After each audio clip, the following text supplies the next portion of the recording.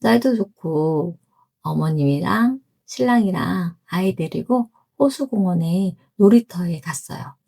한참 놀다가 남편이 쌀국수가 먹고 싶다고 해서 저랑 남편이 벤치 옆에 나란히 서서 "집에 가서 차 가져올까?" 이런 얘기하면서 있었거든요. 그런데 어떤 아줌마가 애 둘을 데리고 오더니 아무 말 없이 그냥 벤치에 쓱 앉는 거예요. "이거 혹시 본인 짐이세요? 앉아도 될까요?" 이런 말도 없이요. 공공 벤치니깐 그냥 넘어가려고 했어요. 근데 벤치에 저희 짐도 있었거든요. 근데 이분들이 앉으면서 저희 짐을 건든 거죠. 그 순간 남편이 언성을 높였어요. "아줌마, 여기 짐 있는 거 안 보여요?" 그랬더니 그 아줌마가 "여기 벤치가 다 너네 거야? 어디서 소리 질러?" 아, 이런 사람들은 본때를 봐야 돼. 그러면서 112에 전화를 하는 거예요. 솔직히 그때까지 설마 전화할 줄 몰랐어요. 근데 진짜로 하더라고요. 경찰이 오기 전까지 서로 언성이 높아지는 와중에 더 황당한 일이 생겼어요. 그 아줌마 아이들이 장난감 총을 들고 남편 쪽을 거느면서 "쏴 죽이겠어." 하는 거예요. 저는 그 장면 보고 진짜 말을 잃었어요. 근데 그 아줌마가 아이한테 한 말이 뭔지 아세요? "이상한 사람이라도 그러면 안 돼." 아이를 말리는 것 같지만 이미 저희를 이상한 사람으로 만들어 놓고 하는 말이잖아요. 남편은 그 말을 듣고 나서 아이한테 "너 자꾸 그러면 무식한 너희 엄마처럼 된다." 말한 거죠. 화가 난 상태였다 해도 어른이 아이한테 그렇게 말하는 건 맞지 않죠.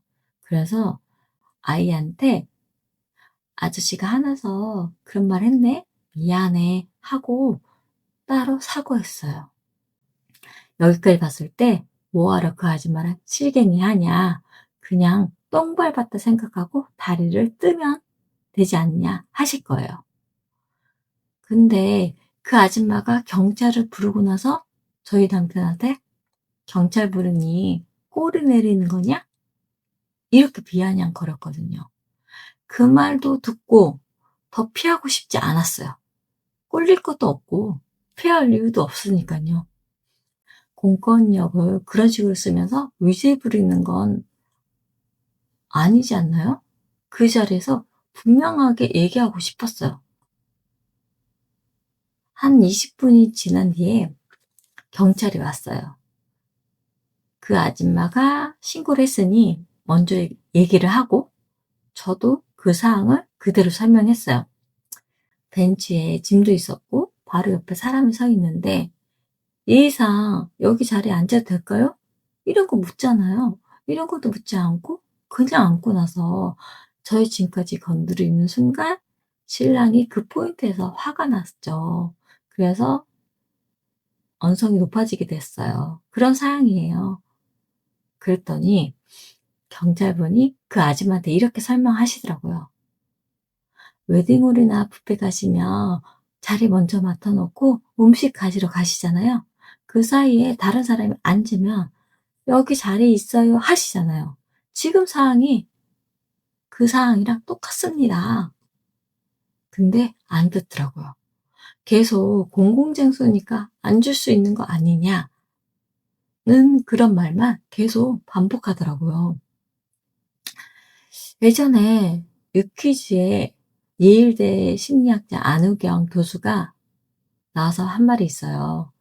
자기가 보고 싶은 거, 자기가 생각하는 거에 맞는 정보만 취하면서 그게 맞다고 생각하는 게 확증 편향이다. 이라고요. 이미 자기 기준으로 결론을 내버린 상태에서는 그 어떤 말도 의미가 없는 거예요.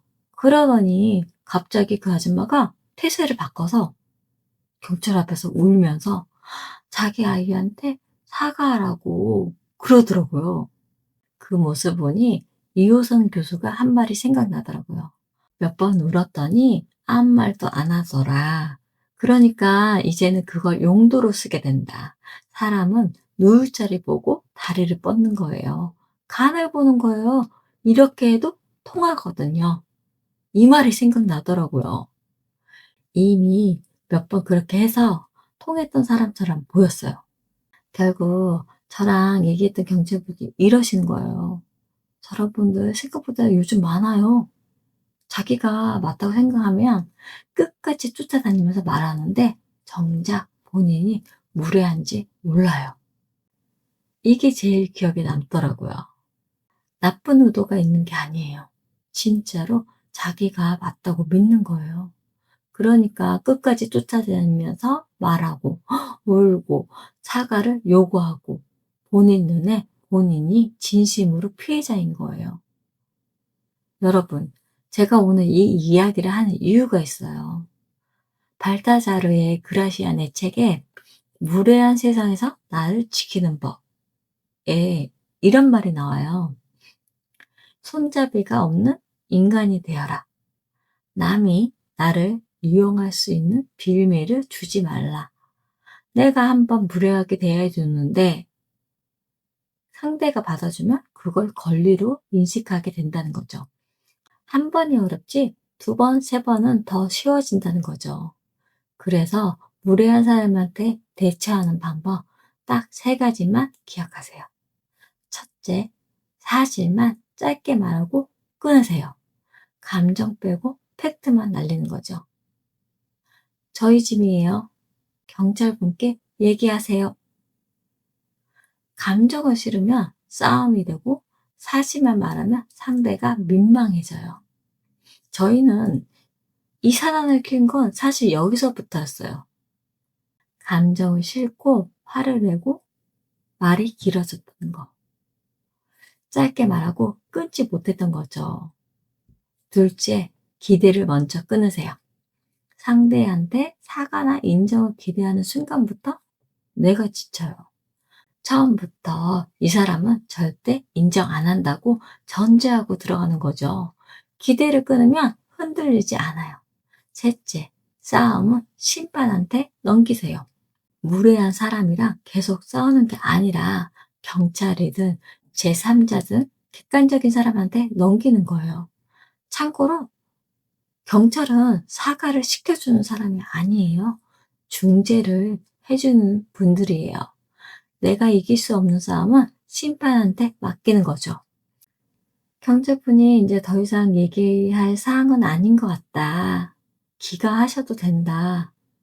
이 얘기를 듣고 나서 네, 고생하셨습니다 하고 자리를 뜰 때 그 아줌마를 제가 봤거든요. 그 아줌마는 아직도 울고 있더라고요. 자기가 더 억울한 사람인 것처럼. 솔직히 짜증이 나더라고요. 아니, 우리 남편이랑 그 아줌마 서로 화낼 거 다 화내고 비아냥거릴 거 다 비아냥거리는데 자기가 억울한 사람인 것처럼 울고 있다는 게 조금 짜증이 났어요. 근데 그거는 내 감정이고 그냥 그런가 보다 하고 넘겼어요. 집에 오는 길에 남편이랑 얘기하면서 깨달은 게 있어요. 우리가 원하는 건 사과가 아니었어요. 그 아줌마가 틀렸다는 인정을 받고 싶은 것도 아니었어요. 그냥 이 사항을 깔끔하게 정리하고 싶었던 거예요. 억울하게 자리에 뜬 것처럼 보이기도 싫었고 할 말은 하고 끝내고 싶었던 거죠. 그걸 했어요. 그러면 된 거예요. 무례한 사람한테 휘둘리지 않는 가장 강한 방법은 내가 어떻게 반응할지 스스로 선택하는 거예요. 말은 짧게 하고 기대는 일찍 끊고 싸움은 심판한테 넘겨라. 이 세 가지만 기억하세요.